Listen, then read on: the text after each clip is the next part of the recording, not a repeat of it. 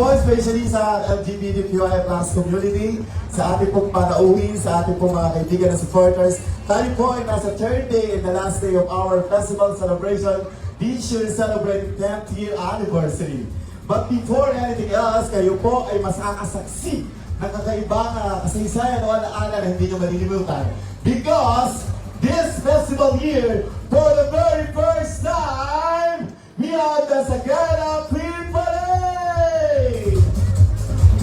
Nais ko pong i-remind sa ating mga panauhin, supporters, candidates, and judges our criteria for judging.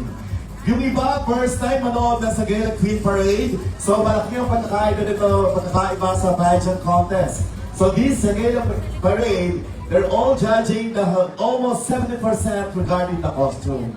So ang ibig sabihin po, kung napansin nyo ang kanilang mga costume, ay iba't iba. During the entire meeting of the committee as well as the chairman of the committee of Final Festival, they approved na mix na ang gawin. So all the teams are welcome to participate. So meron kayong masasaksiyan dyan na mga iba't ibang costume na iba't ibang festival sa buong bansa. Meron din naman ng mga famous na Rio Carnivals, yung mga Peridors na malalaki, yan yung sikat sa ibang bansa. Meron din naman ng mga Mardi Gras na may maskara. Yun ang iba't ibang klase ng team na pinagsama natin sa isang kategorya. Okay, ang ating pong costume.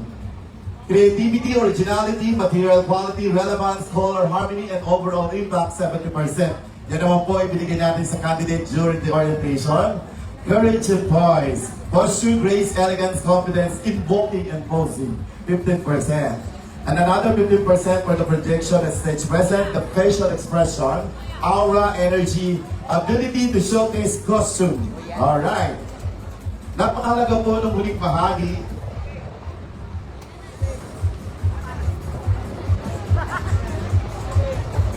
We have the competition segments. Nauna po ang ating parade kanina, a while ago. Then another performance is ito na po yung pag-akyat sa stage. So dito na po mag-judge ang ating mga horado. So candidate, ang pag-uusapan na po natin ay ang inyong paggamit ng mikropono ay inyong nickname, advocacy. At sa loob po ng 30 seconds, kusang mamamatay ang inyong microphone. Okay, para purpose sa lahat sa mahabang kumuda. Dahil hindi naman ito declamation. Good luck, everybody! Ladies and gentlemen, may I have your attention, please? Welcome to the 10th Final Festival Sagana Queen Parade!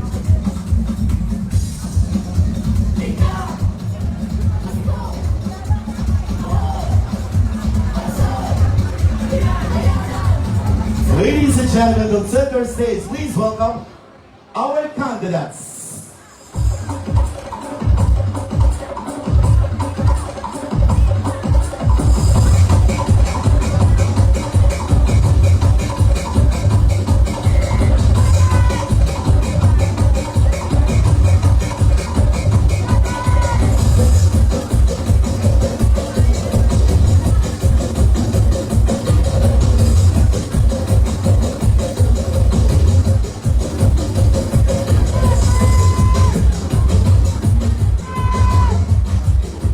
Good afternoon, ladies and gentlemen. My name is Dan Sampson. To advocate young people, provide HIV awareness.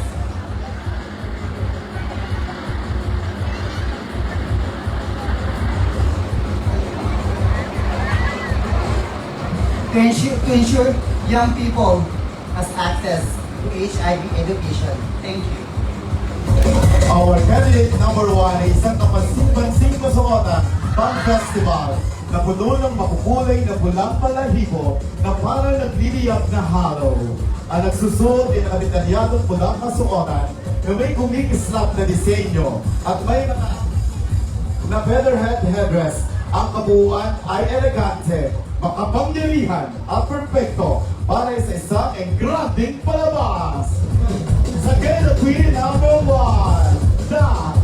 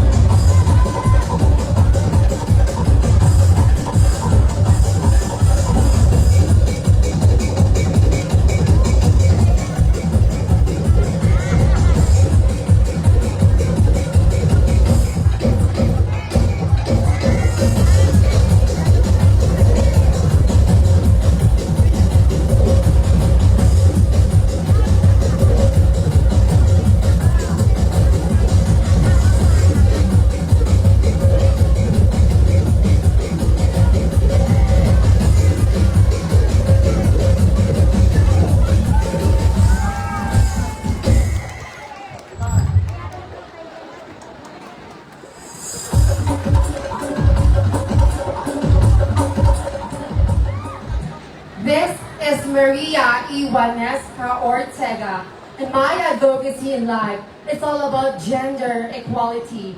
Regardless of your race, color, sex, nationality, for all human beings, we should be protected from cruelty, neglect, and exploitation because we are all created by the Lord of God.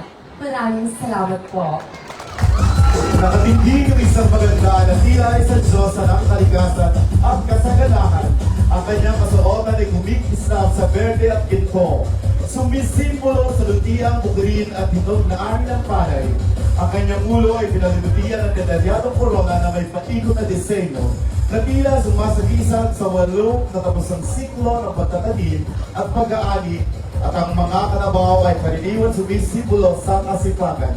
Teka at takas na mga magsasaka sa kanyang likuran. Ang malalapat na pakpak na hugis na ay iluminada ng berdeng ilaw.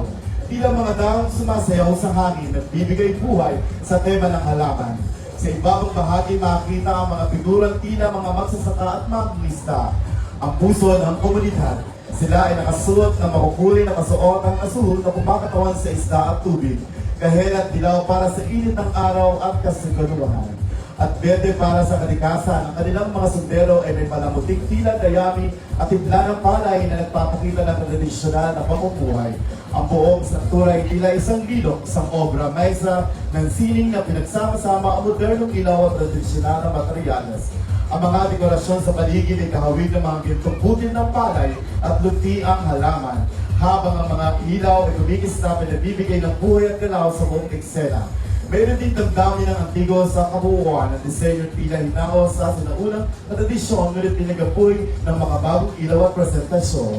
Sa kabuuan ng kasuotan ay isang elementong bumubuo ng pagkakilala ng isang masaganang komunidad. Ang bawat tuloy detalye na nagsasabi ng kwento, buhay, sipag at kamalikan.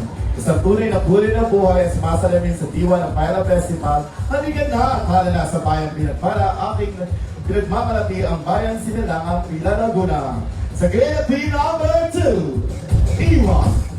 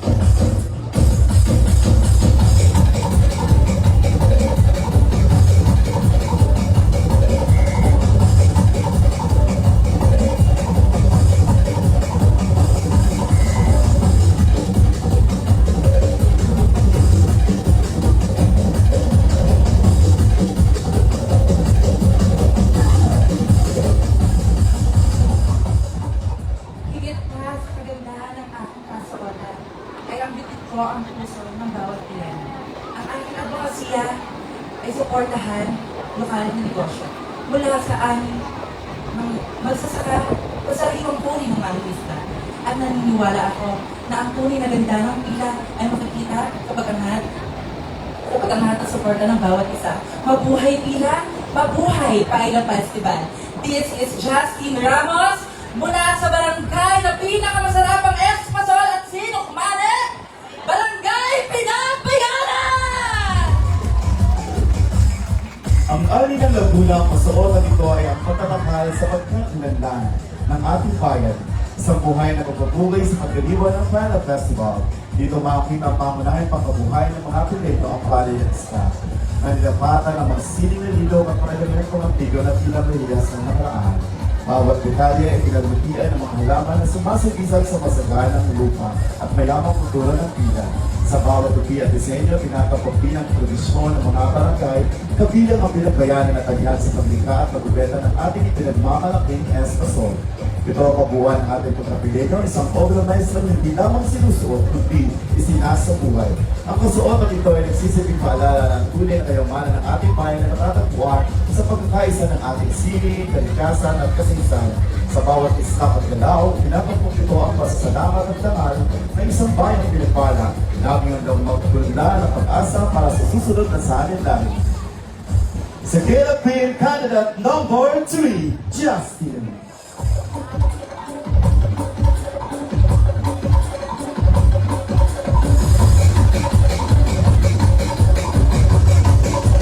If I fall, then I'll get back up, try again, come back stronger than a wall. They build can stop me now. Let's keep chasing.